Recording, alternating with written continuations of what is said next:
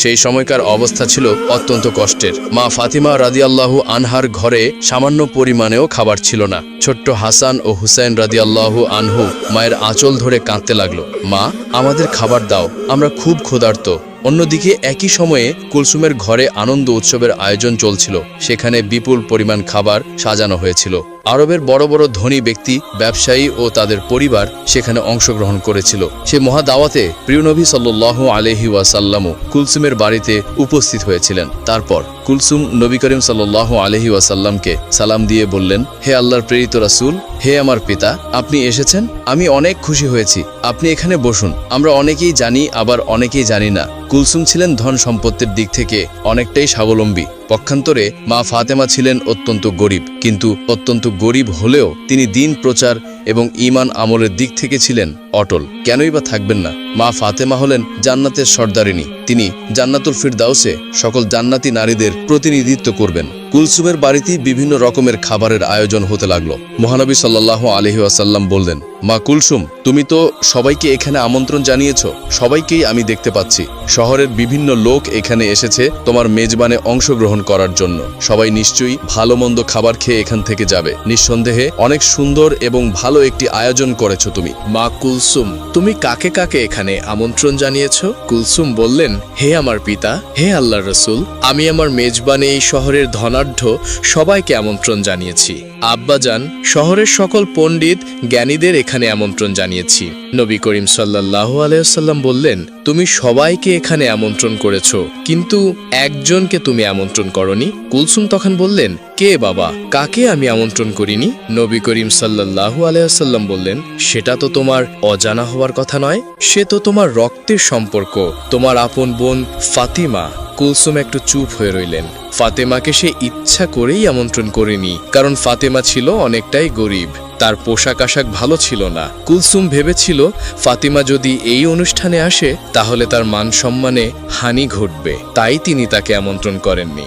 এদিকে কুলসুম যখন অনেক বড় মেজবানের আয়োজন করলো, ভালো ভালো কোরমা পোলাওয়ের আয়োজন করলো, মা ফাতেমারই আপন বোন কুলসুম শহরের সবাইকে আমন্ত্রণ করে খাওয়াচ্ছেন, তখন পক্ষান্তরে একবেলা খেতেও পারছিল না মা ফাতেমা এবং তার দুই সন্তান হাসান এবং হোসেন ক্ষুধার জ্বালায় কাতরাচ্ছিল এবং তারা বলছিল, মা, আমাদের খুবই ক্ষুধা লেগেছে, আমরা আর ক্ষুধার জ্বালা সহ্য করতে পারছি না, তুমি আমাদেরকে কিছু খাবার দাও। মা ফাতেমার চোখ থেকে অজস্র ধারায় পানি ঝরছিল এবং তিনি আল্লাহর কাছে বলছিলেন, হে আল্লাহ, আমার ঘরে তো কোনো খাবার নেই, কোনো দিরহামও নেই, এই মাসুম বাচ্চার মুখে আমি কি তুলে দিব?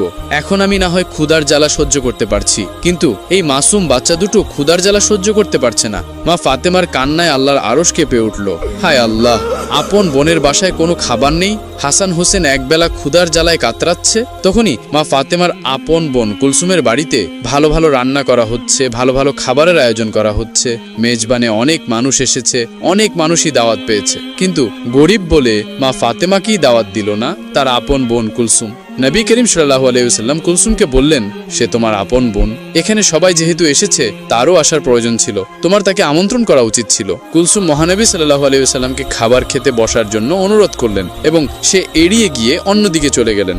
সবাই খাবার খেতে বসে গেল এবং খাবার চুলা থেকে উঠাতে লাগলো। কুলসুম সবকিছু তদারকি করতে লাগলেন। নবী করিম সাল্লাল্লাহু আলাইহি ওয়াসাল্লাম দুঃখ ভারাক্রান্ত মন নিয়ে দাঁড়িয়ে রইলেন। সে কি করে সেখান থেকে খাবার গ্রহণ করবেন? তার সবথেকে আদরের মেয়ে মা ফাতেমা সেখানে আসেনি, তার কলিজার টুকরা নাতি হাসান হোসেন ক্ষুধার জ্বালায় কাতরাচ্ছিল।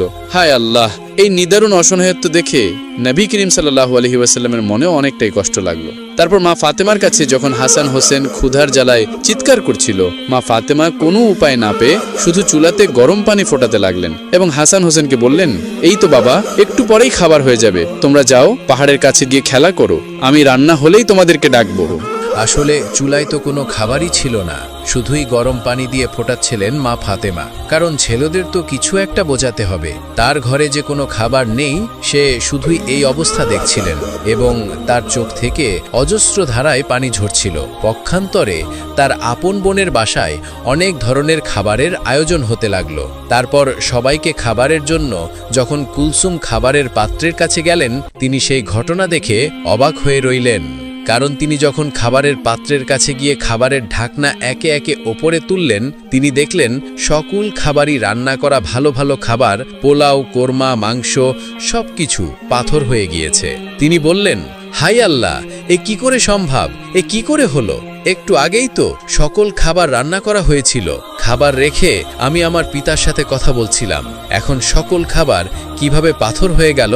কার অভিশাপে এমন হলো? শহরের বিভিন্ন মানুষ এখানে এসেছে, সবাই অপেক্ষা করছে। আমি যদি এখন খাবার না দিতে পারি আমার মান সম্মান কিছুই থাকবে না। এই কথা ভাবতে ভাবতে কুলসুম দৌড়ে মহানবী সাল্লাল্লাহু আলাইহি ওয়াসাল্লামের কাছে গেলেন। তিনি তার পিতাকে বললেন, হে আমার পিতা, আমি এখন কি করব? আমার অনেক বড় বিপদ হয়ে গেছে। এমন কেন হলো? আমি কিছুই ভেবে পাচ্ছি না। মহানবী হযরত মুহাম্মদ সাল্লাল্লাহু আলাইহি ওয়াসাল্লাম তার মেয়ে কুলসুমকে বললেন, কেন মা, কি হয়েছে? তোমাকে এত হতাশাগ্রস্ত লাগছে কেন? আমাকে খুলে বলো। কুলসুম বললেন, আমি যে খাবারের আয়োজন করেছিলাম, যে খাবার বাবুর্চিরা রান্না করেছিল, সকল খাবারই প্রায় হয়ে গিয়েছিল। আমি যখন আপনার সাথে কথা বলে সবাইকে খাবার দেওয়ার জন্য, তদারকি করার জন্য খাবারের কাছে গেলাম এবং গিয়ে খাবারের পাত্র একে একে উঠাতে লাগলাম, আমি দেখলাম সকল খাবারই কয়লায় পরিণত হয়ে গিয়েছে। এখন আমি কি খাওয়াবো? এই আমন্ত্রিত অতিথিদের আমি তাদের কি দিব? এত বড় মেজবানে শহরের ধনী ব্যক্তিরা, জ্ঞানী ব্যক্তিরা উপস্থিত হয়েছে। আমি যদি এখন তাদের সামনে খাবার দিতে না পারি তাহলে আমার মান সম্মান কিছুই থাকবে না। আপনি আমাকে সাহায্য করুন, আমি এখন কি করতে পারি? নবী করিম সাল্লাল্লাহু আলাইহি ওয়াসাল্লাম সবকিছুই বুঝতে পারলেন। তিনি বললেন, মা কুলসুম, তুমি অনেক বড় ভুল করে ফেলেছ, যে ভুলে আল্লাহর আরশ কেঁপে গিয়েছে। আল্লাহ অনেকটাই তোমার উপর নারাজ হয়েছেন, আর তিনি এজন্যই নারাজ হয়েছেন তুমি তোমার আপন বোন ফাতেমাকে গরিব বলে এই মেজবানে আমন্ত্রণ করনি। সে দিন আনে দিন খায়, তার মাসুম বাচ্চা হাসান ও হোসেন ভালো মন্দ খাবার তো দূরের কথা, দুবেলা পেট ভরে খেতেও পারে না। অথচ আপন বোনের ছেলেদের তুমি তোমার মেজবানে আমন্ত্রণ করনি। শহরের সকল মানুষকে তুমি আমন্ত্রণ করেছো, আর সে গরিব বলে, তার পোশাক আশাক ভালো নয় বলে তুমি তাকে আমন্ত্রণ করনি। সে মনে অনেকটাই কষ্ট পেয়েছে, তার মাসুম বাচ্চারা ক্ষুধার জ্বালায় কাতরাচ্ছে। এই ঘটনা আল্লাহর আরশে পৌঁছে গিয়েছে। আল্লাহ তোমার উপর নারাজ হয়েছেন, তাই তোমার সকল খাবারই সে কয়লায় পরিণত করে দিয়েছেন। এরপর কুলসুম বললেন, হায় আল্লাহ, আমি তো এতটা ভাবিনি। হে আল্লাহর নবী, আপনি কিছু একটা করুন, এর সমাধান দিন। নবী করিম সাল্লাল্লাহু আলাইহি ওয়াসাল্লাম বললেন, এর উপায় একমাত্র মা ফাতেমার কাছেই আছে। তিনিই পারেন সকল সমস্যার সমাধান করতে। নিশ্চয়ই তার ইচ্ছায় আল্লাহ রাব্বুল আলামিন এই সমস্যার সমাধান করে দিতে পারেন। তখন কুলসুম দৌড়াতে দৌড়াতে মা ফাতেমার বাড়িতে পৌঁছে গেলেন। সেখানে গিয়ে তিনি মা ফাতেমাকে ডাক দিলেন। মা ফাতেমা বাড়ি থেকে বের হয়ে আসলেন এবং বললেন, হে আমার বোন, তোমাকে এতটা হতাশাগ্রস্ত দেখাচ্ছে কেন? এই অসময়ে আমার বাড়িতে কেন? আজ তো তোমার বাড়িতে অনেক বড় খাবারের আয়োজন, অনেক বড় মেজবানের আয়োজন করেছো তুমি। কুলসুম কান্না করে বললেন, হে আমার বোন, আমাকে তুমি ক্ষমা করে দাও। আমার মেজবানে আমি সবাইকে আমন্ত্রণ করেছি, তোমাকে আমি আমন্ত্রণ করিনি। আমি অনেক বড় ভুল করে ফেলেছি। মা ফাতেমা বললেন, না না, ঠিক আছে, আমি নিতান্তই গরিব মানুষ।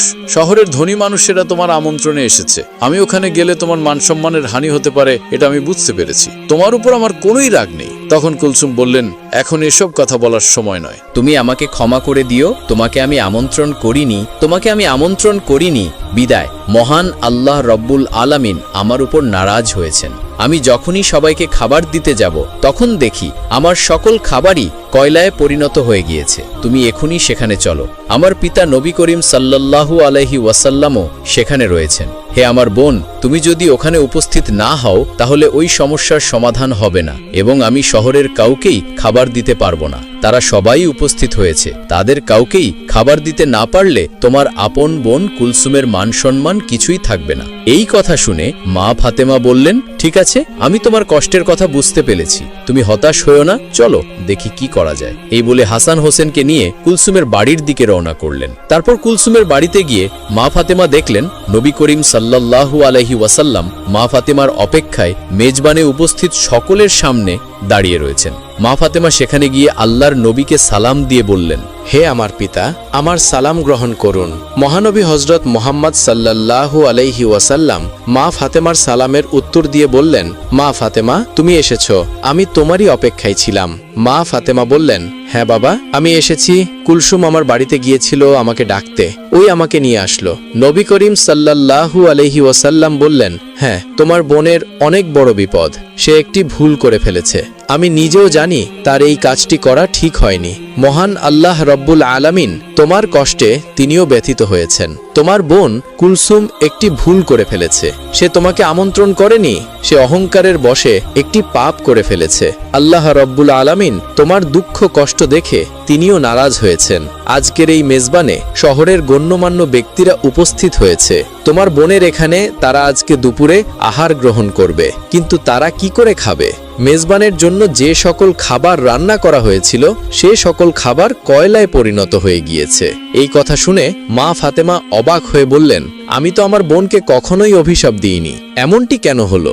মহানবী হজরত মোহাম্মদ সাল্লাল্লাহু আলাইহি ওয়াসাল্লাম বললেন, মা ফাতেমা, তুমি অভিশাপ দাওনি, অভিশাপের প্রয়োজন পড়েনি, কিন্তু হাসান হোসেনের ক্ষুধার যন্ত্রণা, মা হিসেবে তোমার আহাজারি আল্লাহ রব্বুল আলামিনের আরশকেও কাঁপিয়ে দিয়েছে। তাই এই মেজবানে যে সকল খাবার রান্না করা হয়েছিল তার হুকুমে সকল খাবারই কয়লা হয়ে গিয়েছে। এখন তোমার বোন অনেকটাই চিন্তায় পড়ে গেছে যে এত সব আমন্ত্রিত অতিথিদের যদি সে খাবার দিতে না পারে তাহলে তার মান সম্মান কিছুই থাকবে না। মা ফাতেমা বললেন, হে আল্লাহর প্রেরিত রাসূল, হে আমার পিতা, আমার এখন কি করণীয় রয়েছে? নবী করিম সাল্লাল্লাহু আলাইহি ওয়াসাল্লাম বললেন, তুমি যদি মন থেকে কুলসুমকে ক্ষমা করো এবং আল্লাহর দরবারে দোয়া করো, হয়তোবা আল্লাহ এর সমাধান করে দিবেন। তখন মা ফাতেমা বললেন, ঠিক আছে বাবা, আমি যাচ্ছি। এই বলে যেখানে খাবার রান্না করা হচ্ছিল, যেখানে সকল খাবার কয়লা হয়ে গিয়েছিল, কুলসুমকে নিয়ে সেই জায়গায় গেলেন। আল্লাহর নাম নিয়ে বিসমিল্লাহ বলে মা ফাতেমা সকল খাবারের পাত্র কাপড় দিয়ে ঢেকে দিলেন এবং আল্লাহর দরবারে দোয়া করলেন এবং কুলসুমকে বললেন, তুমি কাপড় তোলো খাবারের ওপর থেকে। খাবারের পাত্রের ওপর থেকে যখন কাপড় সরালেন তখন দেখলেন সকল কয়লায় পরিণত হওয়া খাবার আগের অবস্থায় ফিরে এসেছে। কুলসুম আল্লাহর দরবারে শুকরিয়া আদায় করলেন, মা ফাতেমাও আল্লাহর দরবারে শুকরিয়া আদায় করলেন। কিছুদিন ধরে মা ফাতেমা অত্যন্ত অসুস্থ ছিলেন। সে বিছানা থেকে ঠিকমতো উঠতে পারছিল না। অন্যদিকে বাড়িতে 3 দিন যাবৎ কোনো খাবার ছিল না। খাবার না খেয়ে ও অসুস্থতার কারণে হযরত ফাতেমা রাদিয়াল্লাহু তাআলা আনহা অত্যন্ত দুর্বল হয়ে পড়লেন। শেরে খোদা হযরত আলী রাদিয়াল্লাহু তাআলা আনহুর হাতে তখন এমন কোনো অর্থ কড়িও ছিল না যার মাধ্যমে তিনি খাবার ক্রয় করে আনতে পারবেন। 3 দিন অতিবাহিত হওয়ার পর হযরত ফাতেমা রাদিয়াল্লাহু তাআলা আনহা হযরত আলী রাদিয়াল্লাহু তাআলা আনহুর হাতে একটি কাপড় দিয়ে বললেন, হে আমার প্রিয় স্বামী, আপনার হয়তো মনে আছে আব্বাজান হযরত মুহাম্মদ সাল্লাল্লাহু আলাইহি ওয়াসাল্লাম আমাদের বিয়ের সময় এই কাপড়টি আমাকে হাদিয়াত স্বরূপ দিয়েছিলেন। এটি অত্যন্ত বরকতময় একটি কাপড়। আমার মনে চাচ্ছে না যে এই কাপড়টি আমি বিক্রি করে দেই, কিন্তু তারপরেও যেহেতু আমাদের ঘরে আজ 3 দিন যাবৎ কোনো খাবার নেই, তাই আপনাকে এই বরকতময় কাপড়টি আমি দিচ্ছি। আপনি এটিকে বাজারে বিক্রি করে এর মূল্য দিয়ে কিছু খাবার খরিদ করে নিয়ে আসুন। হযরত আলী রাদিয়াল্লাহু তাআলা আনহু ফাতিমা রাদিয়াল্লাহু তাআলা আনহার কাছ থেকে সেই কাপড়টি নিয়ে বাজারের দিকে রওনা করলেন। তিনি কাপড়টি নিয়ে বাজারের দিকে পৌঁছালেন এবং সেটিকে বিক্রি করার জন্য অনেক ক্রেতাকে দেখালেন। কিন্তু কাপড়টি অত্যন্ত পুরনো হওয়ায় সেটি ক্রয় করার জন্য কোনো ক্রেতাই আগ্রহ দেখাচ্ছিল না। এ কারণে হযরত আলী রাদিয়াল্লাহু তাআলা আনহু একেবারেই নিরাশ হয়ে পড়লেন। তখন তিনি আল্লাহ রাব্বুল আলামিনের দরবারে ফরিয়াদ করলেন, হে আল্লাহ রাব্বুল আলামিন, এই কাপড়টি অত্যন্ত পুরাতন, তাই এটি ক্রয় করার জন্য কোনো ক্রেতাই আগ্রহ দেখাচ্ছে না। আজ 3 দিন যাবৎ নবীজির মেয়ে হযরত ফাতেমা রাদিয়াল্লাহু তাআলা আনহা এবং হাসান ও হোসেন না খেয়ে আছে। হে রাব্বুল আলামিন, আজকে যদি এই কাপড়টি আমি বাজারে বিক্রি না করে এর মূল্য দিয়ে বাড়িতে না নিয়ে যেতে পারি, তাহলে আজকেও তারা না খেয়ে থাকবে। আপনি এই কাপড়টি বিক্রয় করার জন্য একজন ক্রেতার ব্যবস্থা করে দিন। শেরে খোদা হযরত আলী রাদিয়াল্লাহু তাআলা আনহুর এই দোয়ার পরেই একজন ক্রেতা আগমন করল এবং সে তাকে প্রশ্ন করল, আলী, তুমি কি এই কাপড়টি বিক্রি করতে চাও? হযরত আলী বললেন, জনাব, আমি তো বিক্রি করার জন্যই এটিকে বাজারে নিয়ে এসেছি। তখন লোকটি বলল, কি পরিমাণ অর্থ দিলে তুমি এই কাপড়টি বিক্রি করবে? শেরে খোদা হযরত আলী জানতেন এই কাপড়টি অত্যন্ত পুরাতন, এর মূল্য সর্বোচ্চ 1 দিরহাম বা 2 দিরহাম হতে পারে। তাই তিনি কোনো দাম না চেয়ে বললেন, জনাব, আপনার যা মর্জি তাই প্রদান করুন, আমি নিজ থেকে কাপড়টির কোনো দাম চাচ্ছি না। তখন সেই ক্রেতা বলল, আমি 6 দিরহাম দিয়ে এই কাপড়টি ক্রয় করতে চাই, তুমি কি বিক্রি করতে রাজি আছো? তখন আলী রাদিয়াল্লাহু তাআলা আনহু অত্যন্ত খুশি হয়ে রাজি হয়ে গেলেন এবং বললেন, জনাব, আপনি আমাকে 6 দিরহাম দিয়ে এই কাপড়টি ক্রয় করতে পারেন। অতঃপর ক্রেতা হযরত আলী রাদিয়াল্লাহু তাআলা আনহুকে 6 দিরহাম দিল এবং হযরত আলী রাদিয়াল্লাহু তাআলা আনহু ক্রেতাকে তার কাপড়টি হস্তান্তর করলেন। ওইদিকে আল্লাহ রাব্বুল আলামিনের একদল ফেরেশতা অন্য একদল ফেরেশতাকে বলতে লাগলো,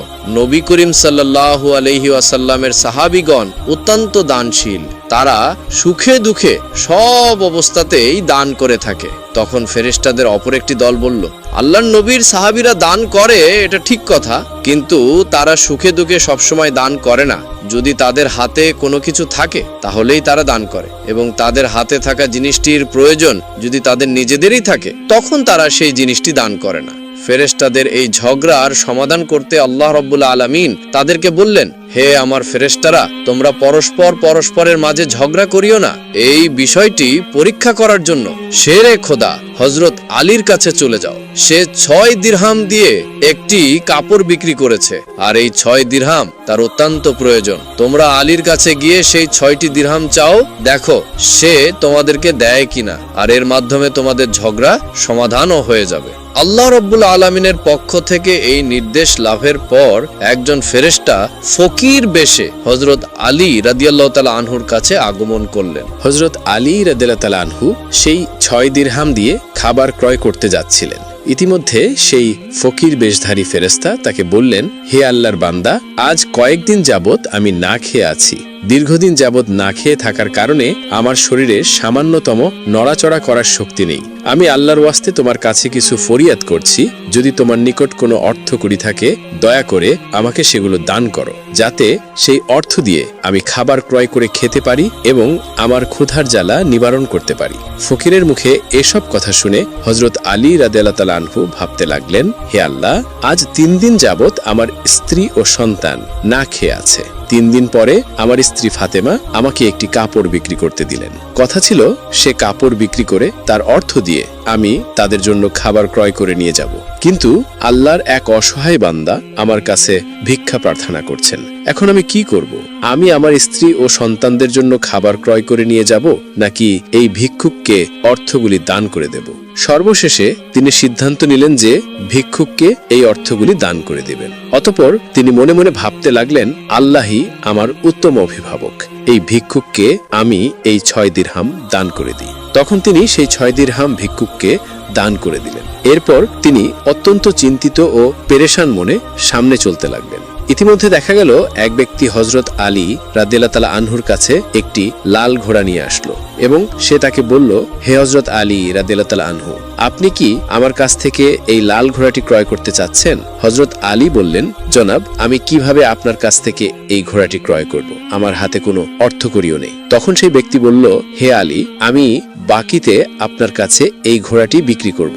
আপনি এই ঘোড়াটি নিয়ে ব্যবসা করুন, তারপর ব্যবসায় লাভ হলে আমার মূল্য আমাকে দিয়ে দিবেন। হযরত আলী রাদিয়াল্লাহু তাআলা আনহু তখন ভাবলেন, যেহেতু আমার কাছে বাকিতে এই ঘোড়াটি বিক্রি করতে চাচ্ছেন, তাহলে তা নিতে আমার সমস্যা কোথায়? অতঃপর হযরত আলী রাদিয়াল্লাহু তাআলা আনহু বললেন, আপনি কত দিরহামের বিনিময়ে এই ঘোড়াটি বিক্রি করবেন? সে ব্যক্তি বলল, আমি 100 দিরহামের বিনিময়ে এই ঘোড়াটি আপনার কাছে বিক্রি করলাম। হযরত আলী রাদিয়াল্লাহু তাআলা আনহু 100 দিরহামের বিনিময়ে সেই ঘোড়াটি তার কাছ থেকে ক্রয় করলেন। এরপর ঘোড়াটি বিক্রি করার জন্য বাজারে নিয়ে গেলেন। হযরত আলী রাদিয়াল্লাহু তাআলা আনহু যখন সেই ঘোড়াটি বিক্রি করার জন্য বাজারে নিয়ে এলেন, তখন এক ব্যক্তি এসে তাকে জিজ্ঞাসা করলেন, হে আলী, আপনি কি এই ঘোড়াটি বিক্রি করতে চান? তখন আলী রাদিয়াল্লাহু তাআলা আনহু বললেন, ভাই, আমি তো এটি বিক্রি করার জন্যই বাজারে নিয়ে এসেছি। সে লোকটি বললেন, আপনি কত দিরহামের বিনিময়ে ঘোড়াটি বিক্রি করতে চান? আলী রাদিয়াল্লাহু তাআলা আনহু নিজে থেকে কোনো দাম না বলে সেই লোকটাকে বললেন, আপনি কত দিরহামের বিনিময়ে ঘোড়াটি ক্রয় করতে পারবেন? সে ব্যক্তি তখন বলল, আমি 160 দিরহামের বিনিময়ে এই ঘোড়াটি আপনার কাছ থেকে ক্রয় করতে চাই। তখন হযরত আলী রাদিয়াল্লাহু তাআলা আনহু চিন্তা করলেন, আমি তো এই ঘোড়াটি 100 দিরহামের বিনিময়ে ক্রয় করেছি, আর তিনি আমাকে মূল্য পরিশোধ করতে চাচ্ছেন 160 দিরহাম। অতএব এখানে আমার 60 দিরহাম লাভ হবে। তখন হযরত আলী রাদিয়াল্লাহু তাআলা আনহু বললেন, ভাই, আমি আপনার কাছে 160 দিরহামের বিনিময়ে ঘোড়াটি বিক্রি করে দিলাম। সে ব্যক্তি হযরত আলী রাদিয়াল্লাহু তাআলা আনহুর কাছে 160 দিরহাম দিয়ে সেই ঘোড়াটি ক্রয় করলেন। হযরত আলী রাদিয়াল্লাহু তাআলা আনহু তখন যার কাছ থেকে ঘোড়াটি ক্রয় করেছিলেন তাকে 100 দিরহাম পরিশোধ করার পরেও তার কাছে রয়ে গেল 60 দিরহাম। তিনি 6 দিরহাম আল্লাহর রাস্তায় দান করেছিলেন। আল্লাহ রাব্বুল আলামিন তার বিনিময়ে তাকে 10 গুণ বৃদ্ধি করে 60 দিরহাম দিয়ে দিলেন। অতঃপর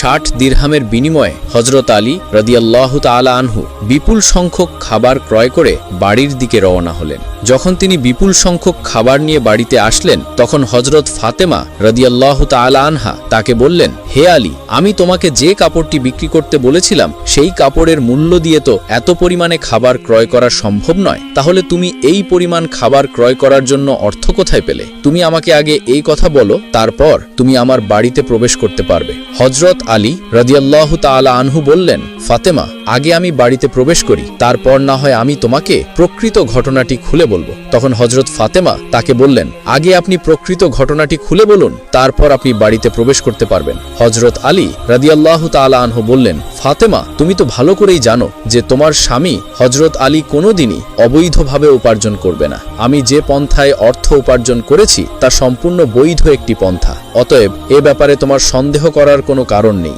কিন্তু হজরত ফাতেমা হজরত আলী রাদিয়াল্লাহু তাআলা আনহুর এই কথাগুলো তেমন একটা বুঝতে চাইলেন না। হজরত আলী এবং হজরত ফাতেমা রাদিয়াল্লাহু তাআলা আনহার মাঝে এই ঘটনা ঘটার কিছুদিন পরে হুজুরে আকরাম সাল্লাল্লাহু আলাইহি ওয়াসাল্লাম ফাতেমাকে ডেকে তার দরবারে নিয়ে গেলেন। তারপর তিনি তাকে বললেন, হে ফাতেমা, শোনো, তুমি কিছুদিন আগে তোমার স্বামীকে একটি কাপড় বিক্রি করার জন্য দিয়েছিলে। হজরত আলী সেই কাপড় বিক্রি করে তোমার জন্য অনেক খাবার ক্রয় করে নিয়ে এসেছিল, কিন্তু তুমি সন্দেহ করেছিলে যে আলী এগুলো বৈধ পথে উপার্জন করেছে কিনা। এজন্য তুমি তোমার স্বামীকে ঘরে প্রবেশ করতে দাওনি এবং তাকে বিভিন্ন প্রশ্ন করার মাধ্যমে তার মনে কষ্ট দিয়েছিলে, অথচ তুমি জানতে তোমার স্বামী আলী অবৈধ পথে কোনোদিনও উপার্জন করতে পারে না। হে ফাতেমা, তুমি যখন আলীকে সেই কাপড়টি বিক্রি করার জন্য দিয়েছিলে, হযরত আলী তার জন্য ক্রেতা খুঁজে পাচ্ছিল না। তখন আল্লাহ রাব্বুল আলামিন তার ফেরেশতা হযরত মিকাইলকে তার কাপড় ক্রয় করার জন্য পাঠিয়েছিলেন। আল্লাহর ফেরেশতা মিকাইল 6 দিরহামের বিনিময়ে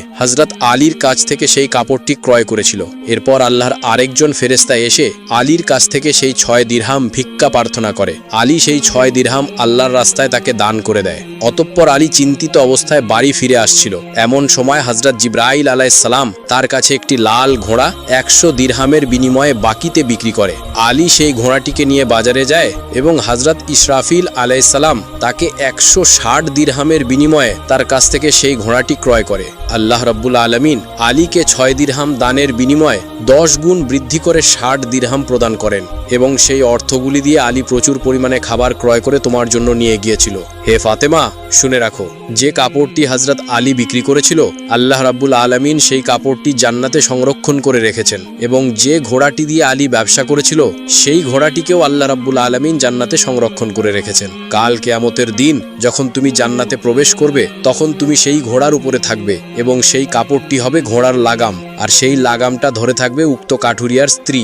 লাগামটি ধরে থাকার কারণে সে তোমার আগেই জান্নাতে প্রবেশ করবে এবং তুমি তারপরে জান্নাতে প্রবেশ করবে। কাঠুরিয়ার স্ত্রীর অতুলনীয় স্বামী ভক্তিই হলো তার এই মর্যাদা প্রাপ্তির একমাত্র কারণ।